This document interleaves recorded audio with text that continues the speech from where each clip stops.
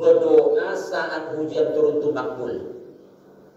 Tapi doa yang kita maksud bukan doa nomor satu tadi. Doa nomor satu kan Allahumma inni a'udzubika min syarriha. Bukan juga doa nomor dua. Apa doa nomor dua tadi? Allahumma sayyiban nafi'a.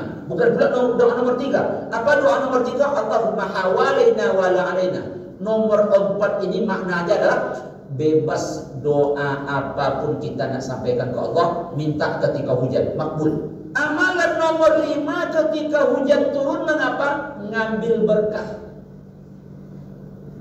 Kenapa kita ngambil berkah? Air hujan berkah. Apa dalilnya? Qaf ayat 9. Nomor 6, jangan celah hujan. Tidak dah terpasang, catering Pak Nurdin dah datang, pengantin nak bersanding, undangan 2.500, hujan nak turun, dia panggil tukang pawang. Jamaah yang terakhir, kalau hujan sudah selesai baca doa, mutirna bifadlillahi wa rahmah, mutirna bifadlillahi wa rahmah. Kita diberi hujan adalah karunia dan rahmat dari Bismillahirrahmanirrahim. Jemaah tamu-tamu Allah yang berbahagia, sekarang ini kita berada di musim penghujan jemaah. Kadang hujan turun pagi, kalau tak pagi, siang, kalau tak petang turun malam. Kadang gerimis sikit, kadang sedang, kadang lebat. Memang begitulah kalau musim hujan. Kita baca dalam berita kata orang BMKG, hujan ini nanti sampai ke bulan Maret. Diprediksi cuaca musim penghujan sampai bulan Maret. Lumayan lama.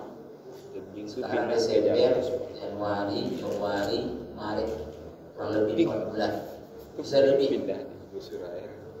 Jadi saya mengajak jemaah, termasuk diri saya pribadi, karena siang malam hujan, kadang lebat, gerimis, kadang sedang, dan berlangsung dalam waktu yang cukup lama, maka mari kita menampung pahala di musim hujan. Seulangi, mari kita menampung pahala di musim hujan. Karena banyak orang di musim hujan ini dia menampung dosa. Padahal musim hujan ini di samping menampung air, menampung pahala. Jemaah yang utama berbahagia. Dalam banyak ayat Allah menyebutkan hujan ini nikmat, hujan ini rahmat. Hujan turun membawa berkah. Jadi karena yang turun itu nikmat, rahmat, berkah, maka kita harusnya bahagia. Maka seharusnya kita mendapatkan pahala. Tapi justru ada orang hujan turun dia tak senang. Apa dia bilang ketika hujan turun? Hujan lagi, hujan lagi, hujan terus. Orang macam ini, dia bukan sedang marah sama hujan, tapi dia sedang marah sama yang menurunkan hujan. Apa sebab hujan ini tak ada otak, tak ada akal, tak ada pemikiran. Dia turun bukan turun sendiri, tapi diturunkan oleh Allah Ta'ala. Jadi kalau ada orang tak suka hujan turun, berarti dia sedang tak suka kepada Allah, karena Allah lah yang menurunkannya. Hati-hati jemaah. Apa kata Allah dalam Quran surah Al-Waqiah? Mungkin tiap pagi surah ini kita baca. Afara'aitumul ma'a allazi tashrabun. Terangkan kepadaku kata Allah air yang kamu minum. A'antum anzaltumuhu minal muzni am nahnul munzilun. Kami yang menurunkannya dari langit atau kamu? Nah, jelaslah dalam ayat ini yang menurunkan hujan di langit bukan kita, tapi Allah Ta'ala. Jemaah, mobil Pajero itu kalau tak salah sekali cuci 60.000. Sama dengan Fortuner. Ada jemaah punya Pajero sini? Banyak. Memang kaya-kaya ya. Amin. Yang punya Fortuner banyak juga. Alhamdulillah. Katanya kalau Fortuner sama Pajero cucinya 60.000. Agia yang enggak. Jadi apa maksud Pak Ustaz? Pas sudah cuci Fortuner atau Pajero, pas menuju pulang turun hujan. Jalan arah ke rumah belum pula aspal ini. Itu biasanya orang tak suka. Apa katanya? Kalau sudah cuci hujan pulang lagi. Macam itu dah berdosa kita tu. Dah berdosa kita. Tapi ada pula orang pas hujan turun senangnya. Kenapa? Karena mobil itu memang tak pernah cuci. Hujan pula mau cuci. Ada juga apa itu? Tak pakai cuci-cuci mobil itu. Kapan cucinya? Pas hujan turun tu. Jemaah tamu-tamu akan berbahagia. Jadi setelah kaji ini, walaupun Fortuner sudah cuci, lalu hujan turun, susah marah lagi. Tampung pahala, jangan tampung dosa. Ibu, oh bu, memang sekarang tak modelnya lagi bu ya. Sekarang orang kalau cuci pakaian sudah hantar ke laundry, ya tak? Tapi tak apalah, contoh aja. Ibu sudah cuci pakaian, tinggal jemuran. Lalu pas pagi tengok cuaca kayaknya bagus ini. Lalu dijemur di tengah halaman. Sampai nak masuk asar masih bagus cuaca. Kain pun dah kering sebenarnya. Lalu ibu pergi pasar kaget. Pas sampai pasar kaget tiba-tiba mendung naik. Secepat itu hujan turun. Pertanyaan, ibu teringat apa? Ingatkah? Apa kata ibu waktu ingat kain? Jujur aja.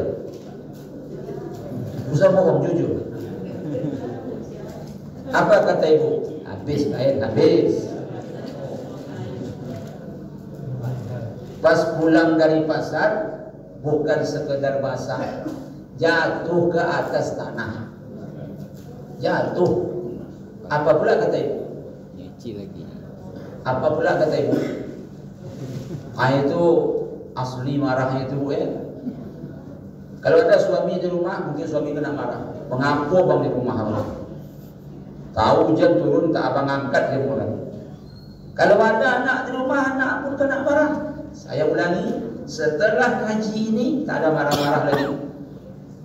Ketika hujan turun, lalu macam mana caranya?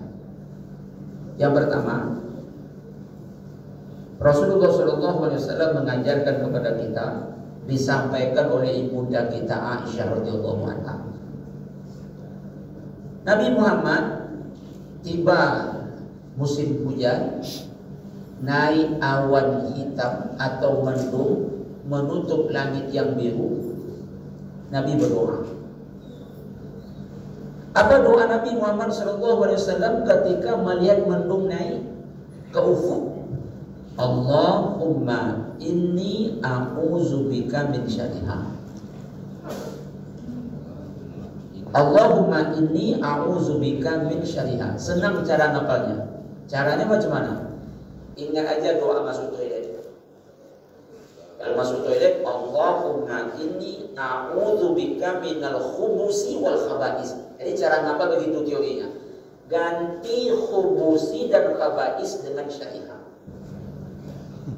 Kalau lupa syariah, ingat min syarri hasidin idza hasad. Begitu ciri ngapal.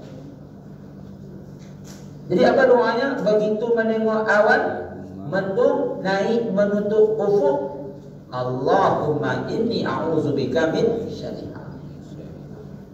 Tapi jangan salah baca pula. Pas nampak mendung dibaca oleh bapak itu doa, Allahumma inni a'udzubika minal khubusi wal khaba'is. Lupa dia. Terkejutlah malaikat mendengar doa itu. Apa arti doa itu? Ya Allah, aku berlindung kepada Engkau dari buruknya cuaca. Diriwayatkan oleh Imam Al-Bukhari dari ibunda kita Aisyah radhiyallahu anha, Rasulullah kalau melihat awan mendung naik ke ufuk, beliau takut. Kadang-kadang beliau keluar dari rumah, tengok ke atas, masuk lagi. Lalu Rasulullah SAW keluar, tengok awan tadi, masuk lagi. Takut Rasulullah.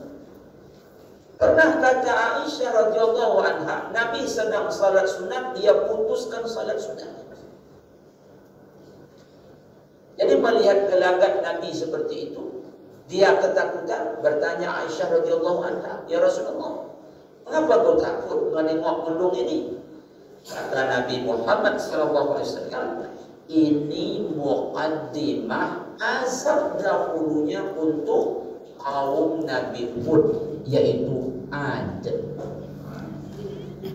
Wa ila adin akhahum huda, kepada kaum Ad Allah utus Nabi Hud. Kok sampai ke situ pula Ustaz? Kita ceritakan sedikit. Kaum Ad ini badannya besar-besar, kekar-kekar, sama dengan orang Samud. Besar-besar, kekar-kekar, pintar, mereka kuat. Sampai-sampai mereka itu kalau buat rumah, caranya macam mana? Mereka memahat dinding-dinding gunung dan dinding-dinding bukit batu. Apa teknologinya Ustaz? Pakai buat? Tidak. Pakai tangan kosong ya. Pegang besi pakai tangan kiri satu, besi pakai tangan kanan satu, dipahat. Kuat nilai. Sehingga jadi rumah, jadi istana yang megah.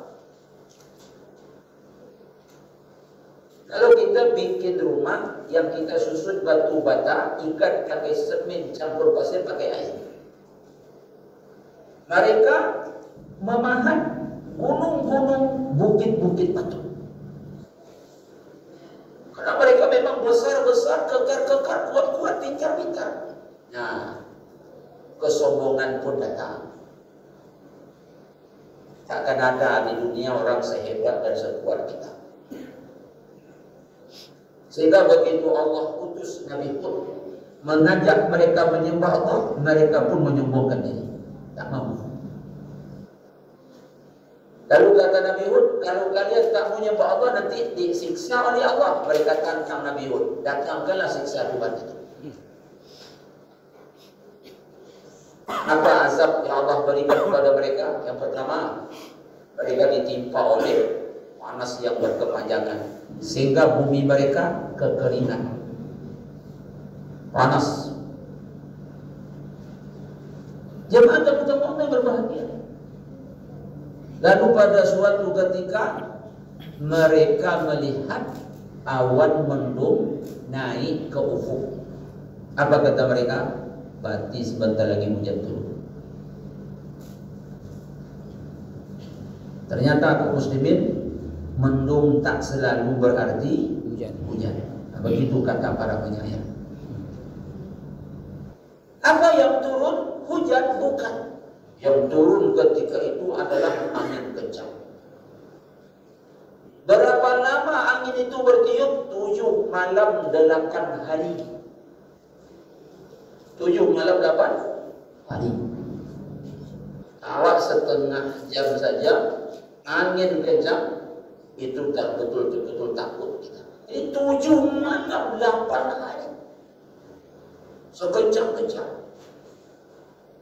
Mereka diterbangkan oleh angin, dihantukan ke bukit satu, dilempar ke gunung yang satu, dicampakkan kepala ke bawah, kaki ke atas. Leher sama badan berpisah. Lalu agar mereka menyelamatkan diri, caranya macam mana? Mereka lari ke dalam rumah. Lari ke dalam rumah.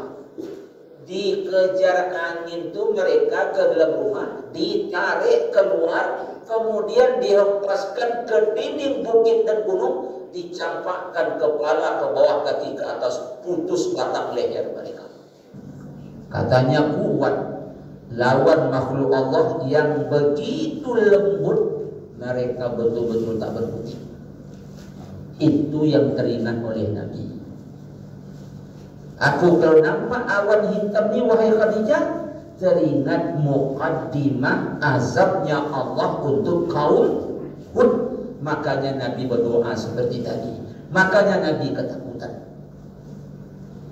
Dan cara Nabi itu kalau kita ikut, maka kita berarti telah menampung pahala.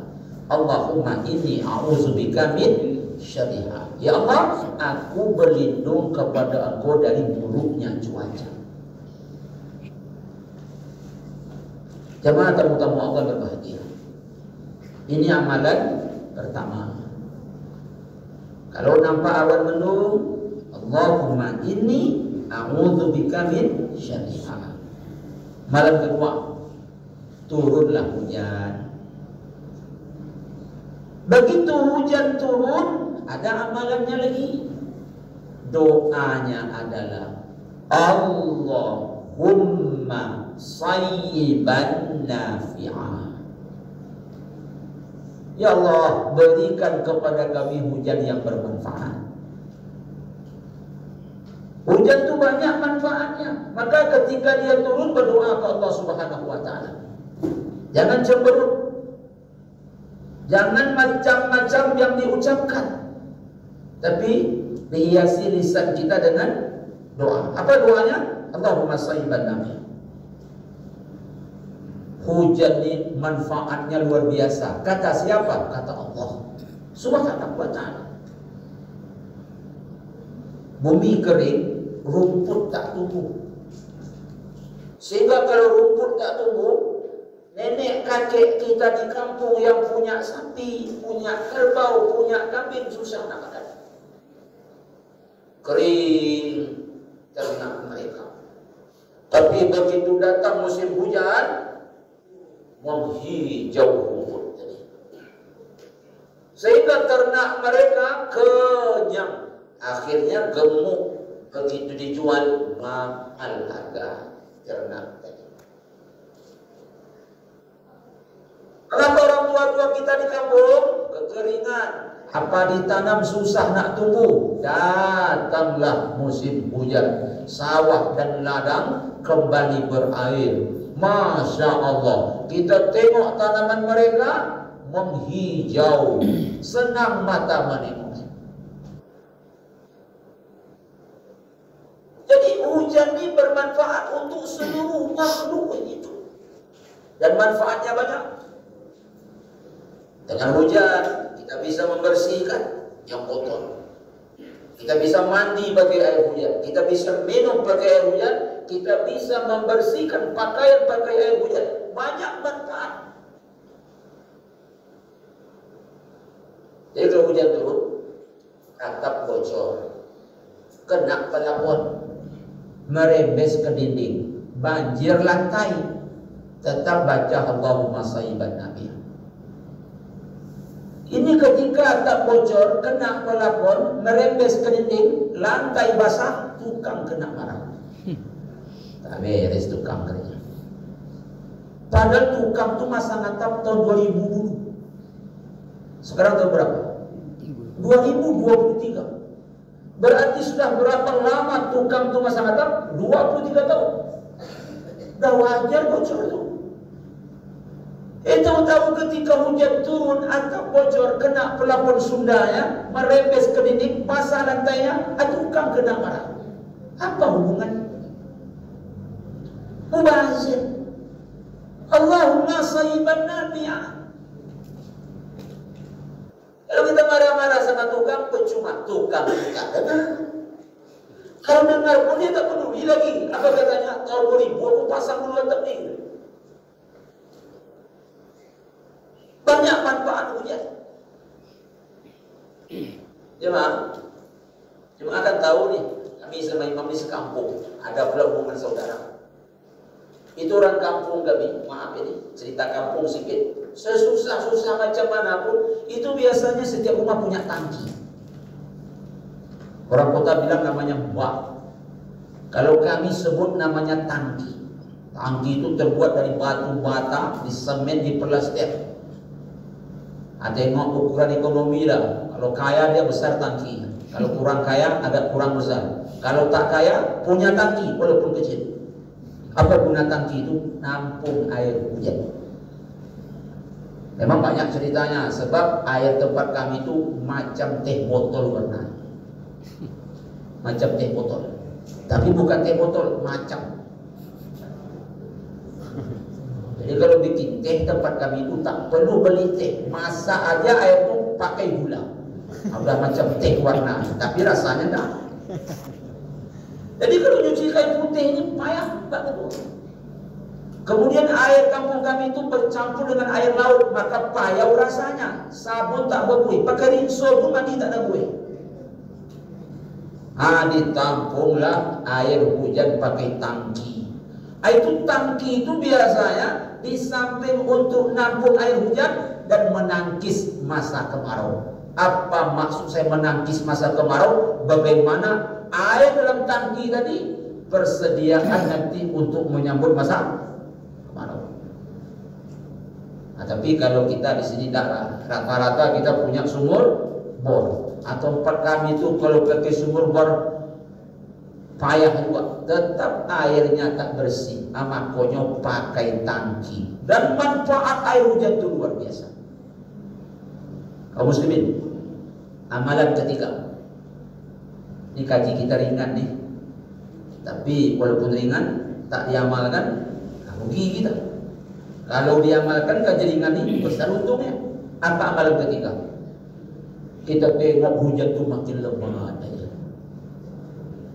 Dan sepertinya akan lama. Apa tandanya? Masih hitam lagi itu. Lain lagi amalannya. Apa amalannya? Masuk doa ketiga. Apa itu? Allahumma hawalaina wa la alaina.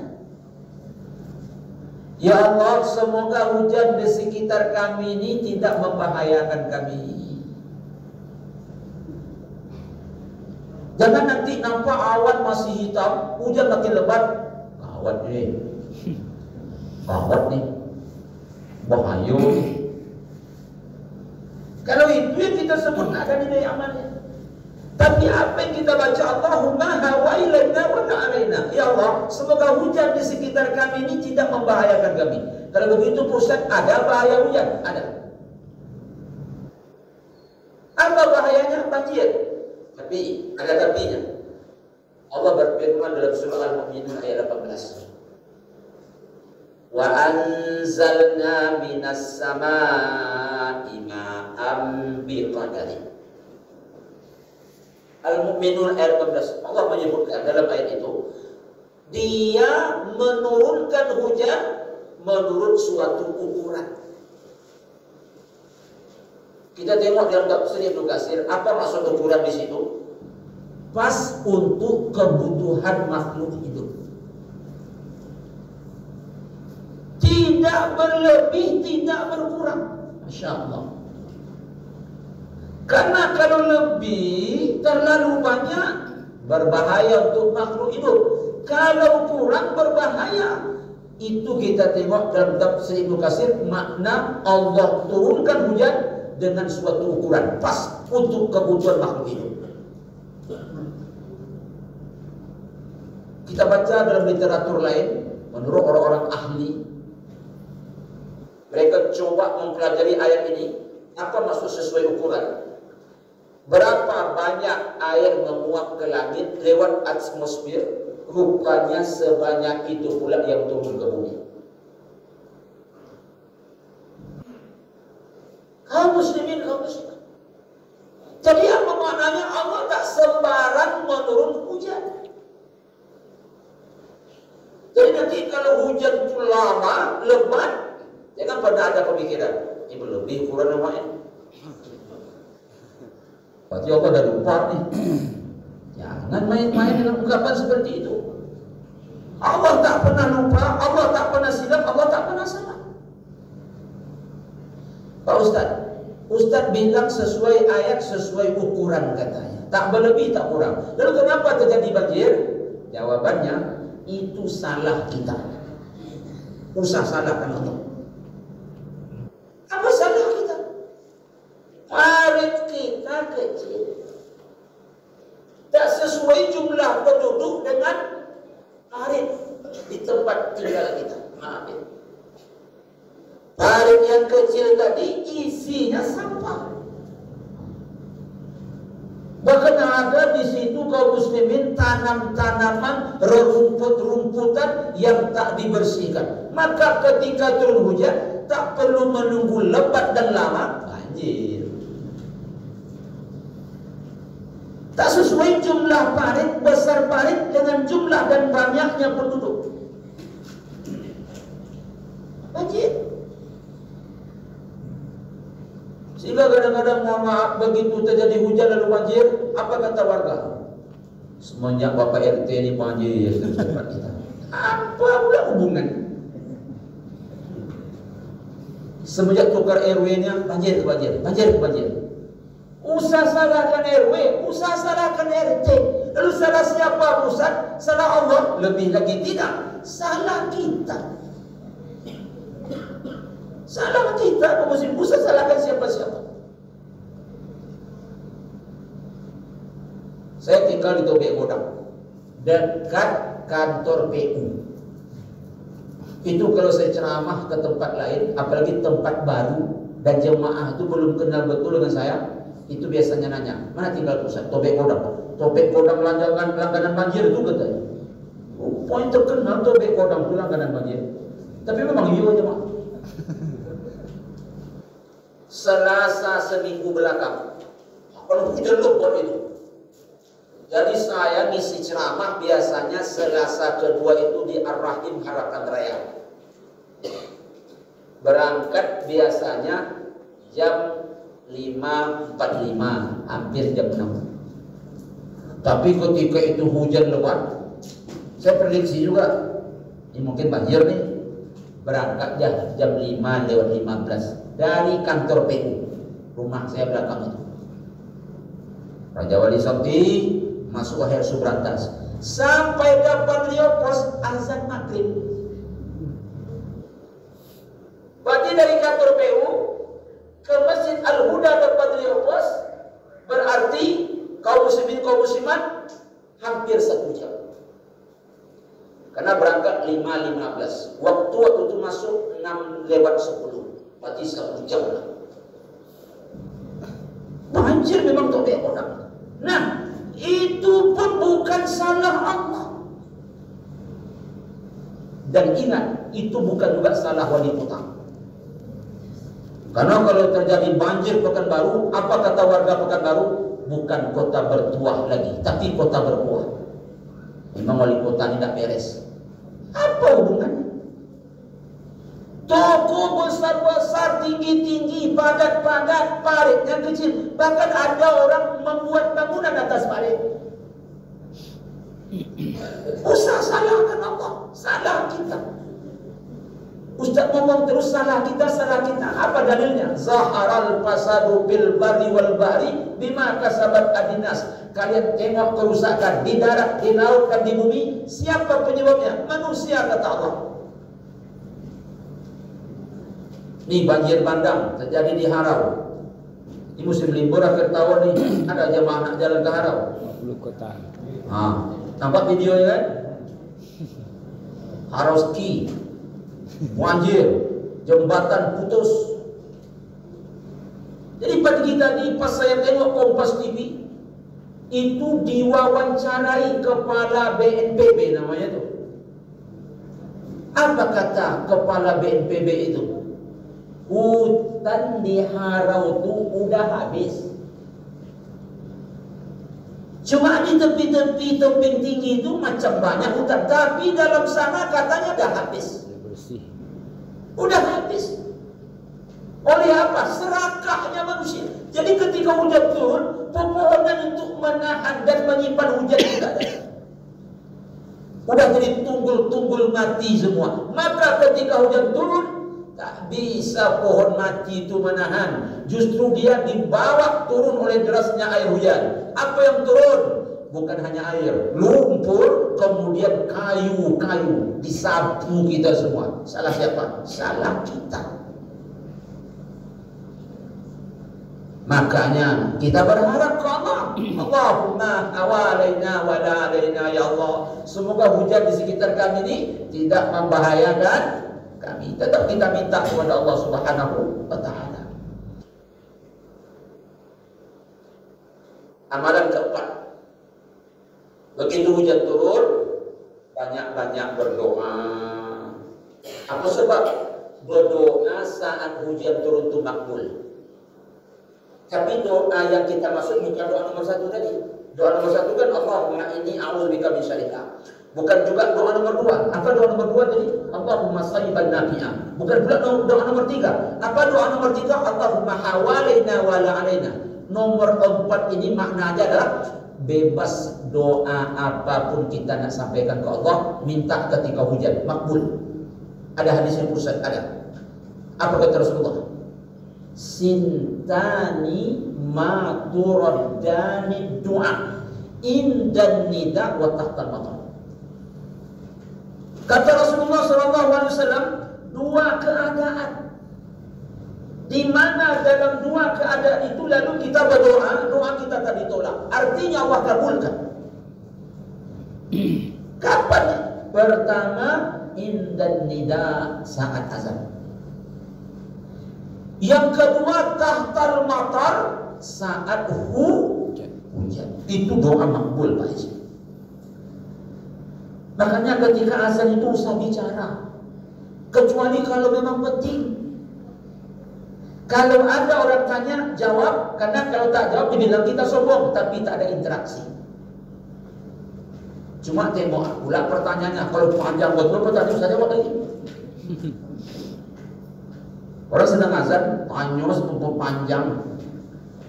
Mau tinggal Pak, panam. Panam mana? Tobek bodang. Tobek bodang itu mana? Ya panam. Nanya juga lagi. Apa pertanyaan? Udah beristri, udah beranak. Anak mana kuliah? Kampung asal mana? Orang sedang azan nih. Kalau panjang betul pertanyaan saya jawab. Rugi karena sedang azan berkumandang, kita berdoa. Dengan bercerita tak jadi berdoa, rugi. Doa makbul. Tapi tadilah tak dijawab, nanti bilang sombong. Nak dijawab terlanggar pula gaji. Jadi kalau ada orang sedang azan bertanya dia, dijawab pakai azan. Mana tinggal Pak? Allahu Akbar, Allahu Akbar. Anak berapa Pak? Asyhadu an la ilaha illallah. Nah gitu. Asal kampung mana? La haula wala quwwata illa billahil aliyyil azim. Pahamlah dia. Berarti usah ngomong sedang akhir. Kemudian setelah azan dijawab, selingi dengan doa. Contoh seperti ini. Allahu Akbar, Allahu Akbar. Allahu Akbar, Allahu Akbar. Selingi dengan doa. Doanya terserah. Pakai bahasa Arab, pakai bahasa kita terserah. Nanti sampai kepada kalimat lain begitu juga. Asyhadu an la ilaha illallah. Jawab dulu, baru selingi lagi dengan doa.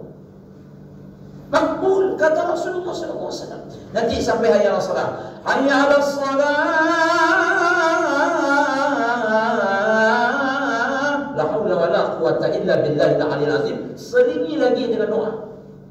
Doa makbul saat azan. Sampailah qamat dikumandangkan. Jadi itu tempat doa makbul, mustajab. Yang kedua, saat turun hujan. Jadi pas turun hujan itu Bu berdoa. Doa apa terserah Ibu.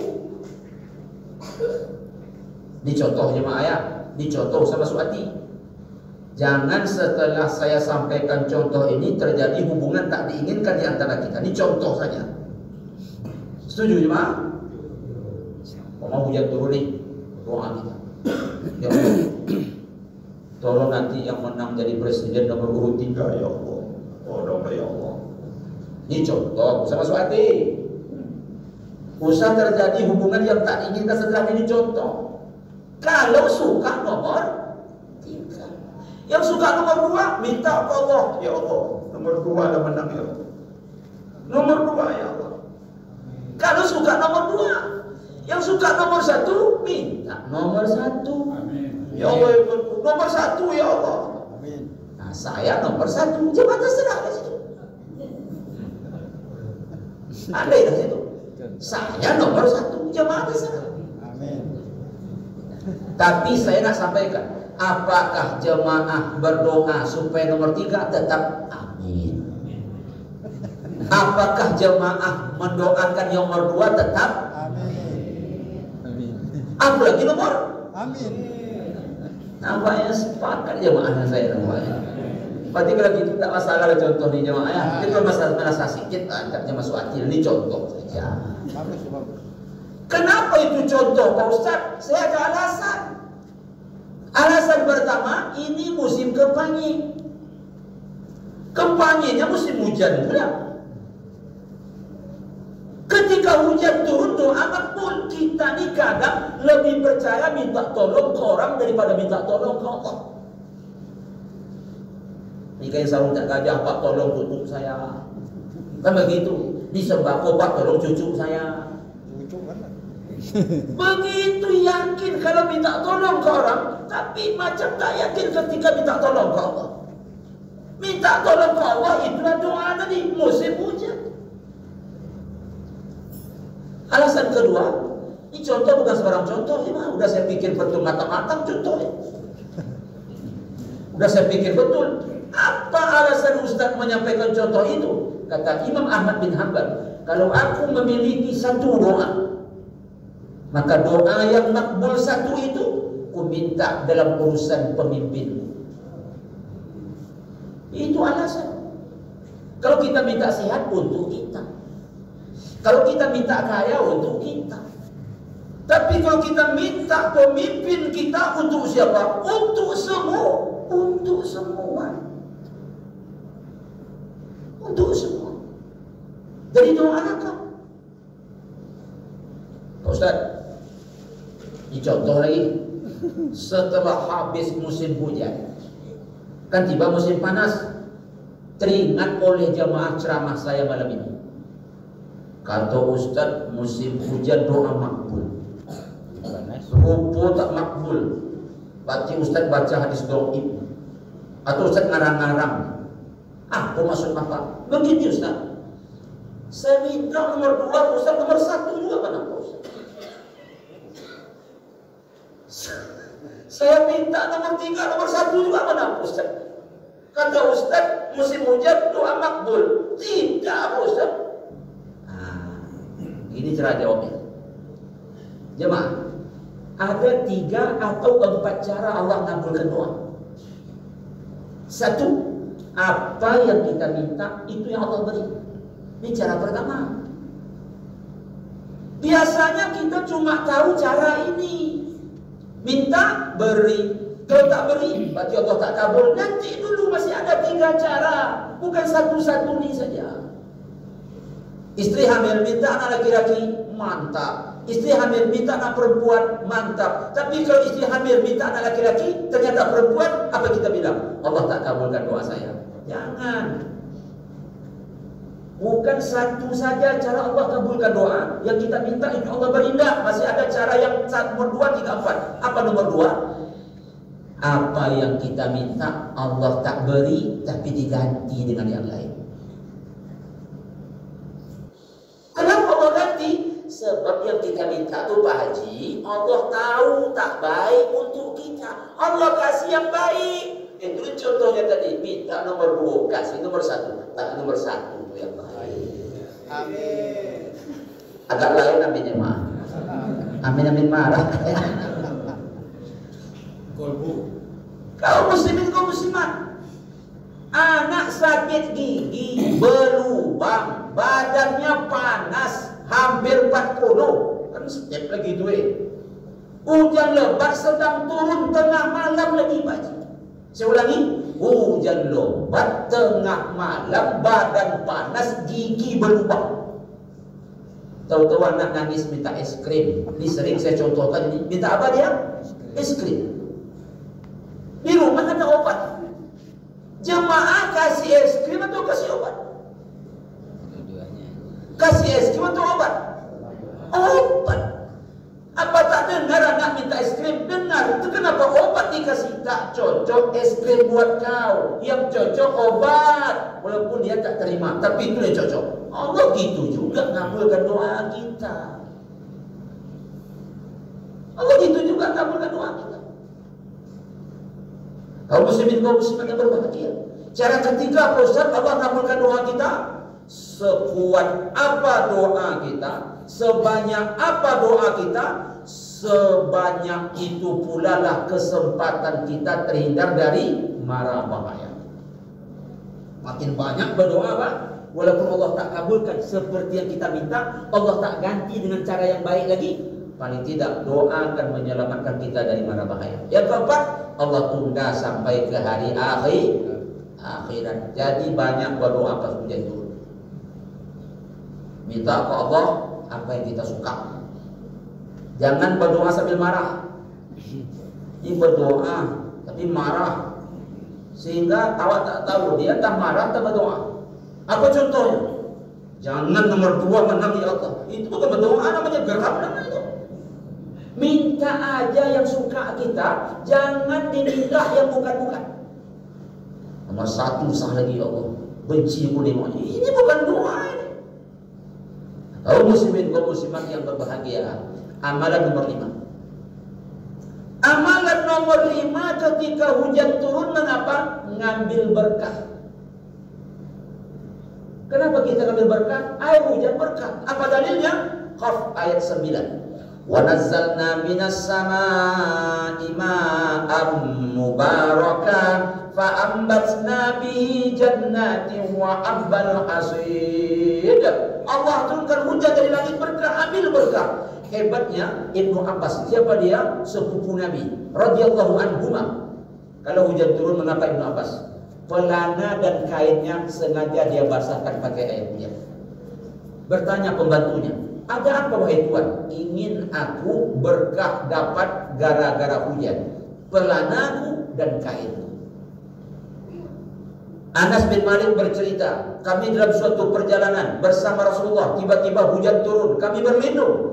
Rasul justru mengguyurkan badannya pakai air hujan. Kami kaget lalu bertanya, ada apa dengan engkau ya Rasulullah? Ini air baru turun membawa banyak berkah. Aku ingin dapat berkah dari air hujan. Allah sebutkan seperti itu. Bisa tengok jemaahnya sikit ini. Ini seperti lahir tahun 80-an semua.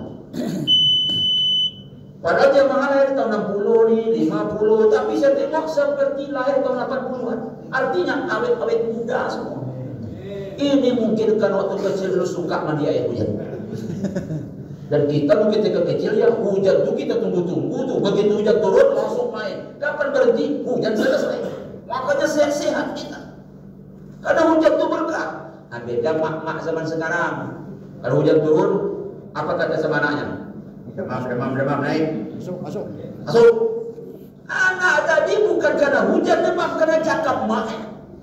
Udah mindsetnya kalau hujan demam. Kalau hujan demam, sehingga begitu hujan tak turun demam. Tak kena hujan, udah demam dia. Nah, jadi setelah kaji ini, kalau hujan turun, mandi. Nah, tapi berdemam, saya salahkan saya. Itu Ustaz kok suruh mandi. Saya suruh mandi itu sesuai ukuran. Usah lama-lama betul. Kaum muslimin, kaum muslimat, sedikit lagi. Nomor 6, jangan celah hujan. Kadang-kadang orang jamaah bukan mencela hujan, dia tahan. Allah turunkan, dia menahan. Besar kerjanya nih. Lebih berat. Ini memang besar dosanya nih. Allah turunkan, dia tukang tahan. Kenapa ditahan? Tenda dah terpasang, catering Pak Nurdin dah datang, pengantin nak bersanding, undangan 2.500, hujan nak turun, dia panggil tukang pawang. Tolong Pak Pawang, ini tenda dah pasang, catering dah datang, pengantin nak bersanding. Kata tukang pawang, ambil kain basahan pengantin lagi, kain basahan pengantin perempuan, lempar atas atap. Iyo pula tak jadi hujan turun. Hebat pawang ini, tak jadi hujan turun. Kalaupun turun, diopornya tempat lain katanya. Kalaupun turun di situ sebentar, inilah induk dosa di musim hujan. Allah mau turunkan, dia nahan. Pakai apa? Pakai pawang. Na'udzubillah. Ya maaf, yang terakhir, kalau hujan sudah selesai baca doa. Mutirna bifadlillahi wa rahmah. Mutirna bifadlillahi wa rahmah. Kita diberi hujan adalah karunia dan rahmat dari Allah. Mari menampung pahala di musim hujan. Jangan menampung dosa. Karena apa? Siang malam hujan, hujannya lama. Sayang kalau kita dapat dosa karena hujan. Tapi mari kita mendapatkan pahala karena hujan. Ya bang, tamu Allah, semoga kaji yang ringan ini bisa kita amalkan. Amin ya rabbal alamin. Kita tutup dengan doa kafaratul majelis. Subhanakallahumma wa bihamdika asyhadu an la ilaha illa anta astaghfiruka wa atubu ilaik. Billahi taufiq wal hidayah. Wassalamualaikum warahmatullahi wabarakatuh.